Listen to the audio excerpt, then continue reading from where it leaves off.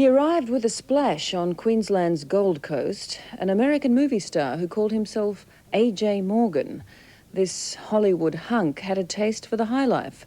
Nightclubs and adoring fans fell over themselves in the rush to entertain him. But after he spent several $1,000s of other people's money, a few locals became a little suspicious. Then, as Chris Allen reports, AJ's career was suddenly on the skids. 90.9 CFM, and you're with the Budskis, Jamie Milder and Paul Stevens, rolling the top 20 countdown, and we're joined in the studio by AJ Morgan. Right, yeah, it's all happening here. How are you, AJ? I'm pretty happy, man. How you doing? Look, it's really doing well. Yeah?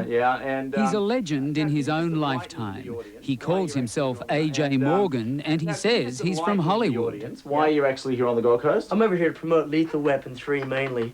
But while I'm over here, I actually found out I got a full-time spot on Beverly Hills 90210. He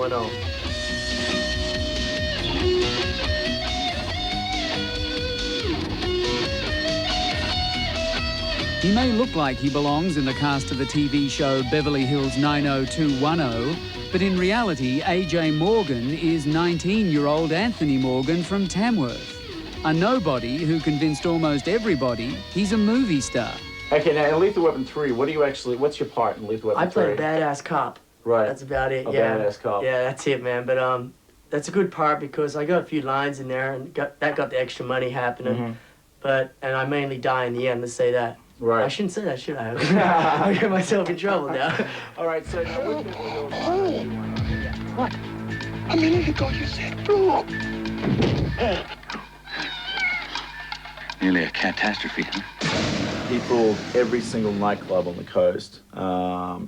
He fooled individuals. He had conned 3 other young men that were with him into believing who he was. He had us going at the first time. Disc jockey Paul Stevens and his partner Jamie Meldrum met AJ, as he likes to be called, at a nightclub where he was presenting the prizes in a beauty contest.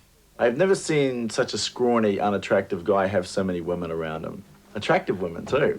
When Jamie and I have a problem getting women. He definitely did. He had limo treatment, he had free drinks, had the red carpet rolled out for him everywhere he went, and he had... champagne and caviar, lifestyle, the rich and conman. Yeah, he had his minders running things, organising things for him everywhere that he went. He just, he had a great time.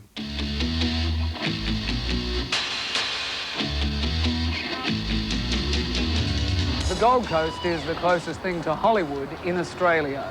Attracted by the bright lights and the nightlife, young Anthony came here determined to have a good time. And for 3 weeks, that's just what he did, turning the city upside down, partying all night, every night, at someone else's expense.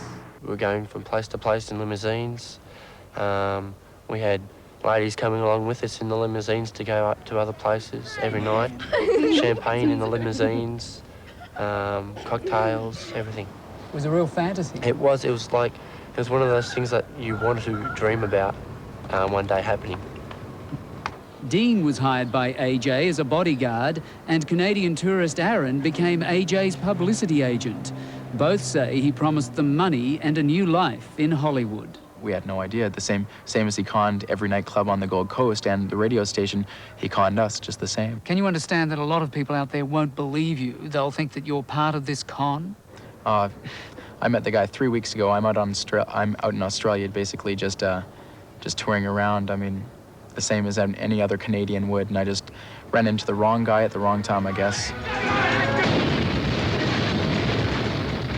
When Lethal Weapon 3 opens in August, you won't see young AJ up there on the screen, but for a while, people started to believe they'd already seen him in Lethal Weapon 2. It was unreal. People were actually recognizing him, coming up to him saying, "Hey, you're Anthony Morgan. I heard you were on the Gold Coast." I mean, and said, "I've seen you in Lethal Weapon 2, but even though there was no Lethal Weapon, he wasn't in it, apparently, and, we didn't have any idea. Aaron and Dean estimate AJ ran up debts of more than $4,000 in a fortnight, mostly on accommodation, nightclubs, and borrowing money from his friends. We phoned Beverly Hills 90210, right? Yeah. And we spoke to one of the producer's assistant there, and What's his name? I can't remember the girl's name. Meanwhile, And, back at the radio station, the DJs had been doing some checking, and they called AJ back into the studio for one last interview. In fact, have a listen to this. Hi, this is Jennifer. Hello, Jennifer. It's Paul Stevens with radio station CFM on the Gold Coast in Australia. The reason I'm calling you, Jennifer, is we've got a gentleman on the Gold Coast at the moment who is approaching all the media in regards to him being a part of the new lineup for Beverly Hills 90210. What's his name? His name is A.J. Morgan. Okay, what I can tell you is he's not a star of Beverly Hills 90210. I can tell you right now, he is not a star of the show. He's not one of the cast members. Hi, I'm Tony Fazio, manager of Coco's nightclub in Broadbeach. A.J. Morgan told us that he was a star of Beverly Hills 90210 and Lethal Weapon 2 and 3.